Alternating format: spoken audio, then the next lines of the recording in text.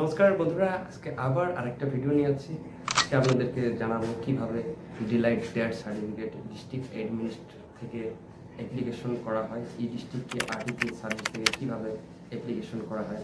আজকের এই ভিডিওতে সম্পূর্ণ ভালো মনোযোগ দিয়ে দেখেন কি কি ডকুমেন্টসের প্রয়োজন হয়, সমস্ত কথা খুলে বলবো ইনশাল্লাহ। যদি ভিডিওটা ভালো লাগে লাইক অ্যান্ড শেয়ার করবেন। আসছি ভিডিওর মাঝে।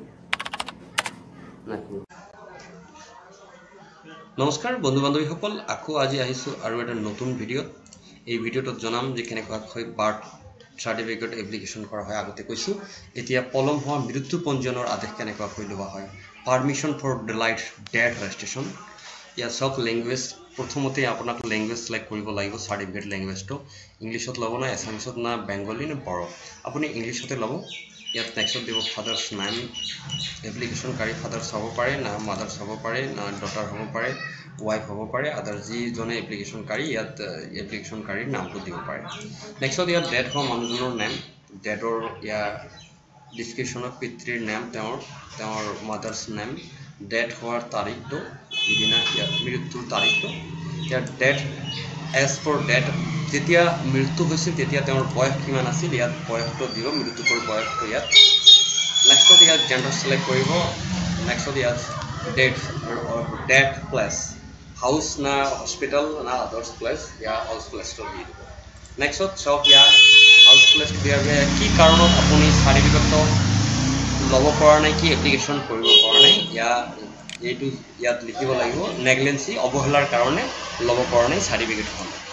নেক্সট ইয়াত চাওক দিব লাগিব ডিষ্ট্ৰিক্ট নেম, ইয়াত সাব ডিভিশ্যন অট'মেটিক ছিলেক্ট কৰিব লাগিব। সাব ডিভিশ্যন মহকুমা আপোনাৰ ইয়াত চক্ৰ বিষয়াৰ ইয়াৰ অট'মেটিক চক্ৰৰ নামটো আহিব, শ্ব' হ'ব।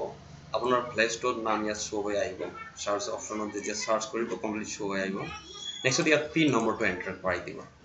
এণ্টাৰ কৰাই দিয়াৰ পিছত ইয়াত আপলোড ইয়ৰ ইউজাৰ ফৰ্মখন মই ইয়াত ডিছক্ৰিপশ্যনত লিংক দিম, ডাউনলোড কৰাই লৈ ফিল আপ কৰিব। কেনেকুৱাকৈ ফৰ্ম ফিল আপ কৰি তাতে কেনেকুৱা ক'ত ফি লগাব লাগে এই বিষয়ে আপোনালোকক জনাই দিম নেক্সট ভিডিঅ'ত।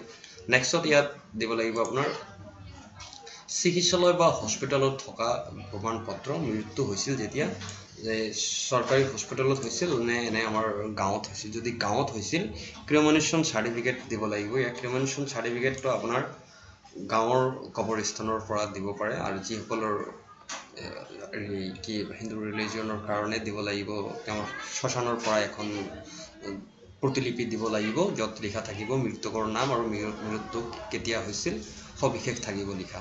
নেক্সট ইয়াত দিব আপুনি এইটো ক্ৰিমিনেল চাৰ্টিফিকেটটো আপোনালোকে GP প্ৰেচিডেণ্ট হওক ছেক্ৰেটাৰীৰ পৰা ল'ব পাৰিব। নেক্সট ইয়াত দিব লাগিব আপোনাৰ বাসিন্দাৰ প্ৰমাণ পত্ৰ, এখন ভোটাৰ ID কাৰ্ড হওক, আদাৰ্ছ যিকোনো ডকুমেণ্টছ হওক, ইয়াৰ এড্ৰেছ প্ৰুফ অফ এড্ৰেছৰ কাৰণে দিব লাগিব। নেক্সট ইয়াত এফিডেভিট দিব লাগিব আপোনাক। এফিডেভিটখন ক'ৰ্টত কৰিব লাগিব, এফিডেভিটখন ইয়াত দিব লাগিব। যে নেক্সট ইয়াত এফিডেভিটটো দিয়াৰ পিছত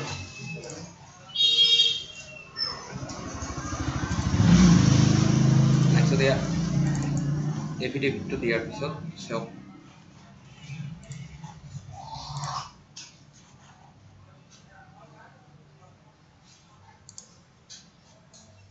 ইয়াৰ নেটৱৰ্ক প্ৰব্লেম চ' নেক্সট আপুনি দিব লাগিব আপোনাৰ এখন কবৰস্থানৰ চাৰ্টিফিকেটৰ কথাখন কৈছোঁ। পিছত আপুনি এনি ডকুমেণ্টছত যিকোনো ডকুমেণ্টছ এখন দি ছাবমিট কৰি দিয়াৰ পিছত আপোনাৰ এনকলমেণ্ট জেনেৰেট কৰিব, তেতিয়াহে আপোনাৰ ডিষ্ট্ৰিক্ট এডমিনিষ্ট্ৰেটৰলৈ গুচি যাব ডাইৰেক্ট ফৰ্মখন। পিছত আপুনি এটা এনকলমেণ্ট শ্লিপ পাব। এই এনকলমেণ্ট শ্লিপটো আপোনাৰ ডিষ্ট্ৰিক্ট এডমিনিষ্ট্ৰেশ্যনৰ লগত যোগাযোগ কৰাৰ পিছত আপোনাৰ 100% এপ্ৰুভ হৈ যাব ডেথ চাৰ্টিফিকেটখন। তাৰপিছত আপুনি মেডিকেলত আহি চাৰ্টিফিকেটখন ল'ব লাগিব। মেডিকেলত কোনটো ফৰ্ম ফিল আপ কৰি দিব লাগিব এই বিষয়ে নেক্সট জনাম। আজি এইখিনিতে এণ্ড কৰিছোঁ, আকৌ দেখা হ'ব। থেংক ইউ ফৰ ৱাচিং all viewer and subscriber. Thank you. Next video coming soon and new tutorial and others RTPS service discussing. Thank you for watching. Next time coming new video.